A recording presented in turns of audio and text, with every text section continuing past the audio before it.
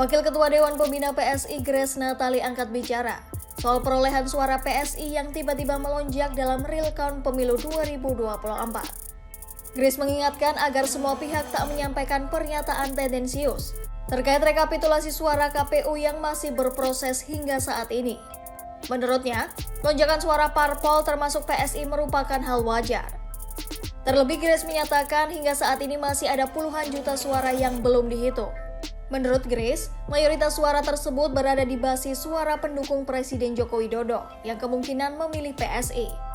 Karena itu dia yakin suara PSI masih bisa bertambah lagi.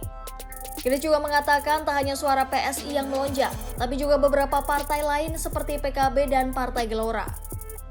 Grace lalu mencontohkan dalam quick count versi lembaga survei Indikator Indonesia, PKB mendapat 10,65% suara. Namun berdasarkan rekapitulasi KPU, suara PKB sudah mencapai 11,56% atau bertambah 0,91%. Grace lantas menyebut partainya memperoleh suara 2,66% dalam quick count lembaga survei Indonesia. Sedangkan dalam rekapitulasi KPU, kini suara PSI mencapai 3,13% atau ada penambahan 0,47%. Grace menekankan selisih penambahan suara PSI lebih kecil dibandingkan PKB dan Partai Gelora. Grace pun mengaku heran mengapa hanya PSI yang menjadi sorotan. Ia juga meminta semua pihak bersikap adil serta menunggu hasil rekapitulasi akhir dari KPU.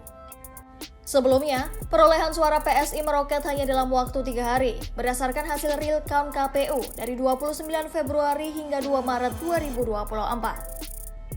Dalam rentang waktu tersebut, suara PSI bertambah dari 2,86% pada Kamis 29 Februari 2024 menjadi 3,13% pada Sabtu 2 Maret 2024.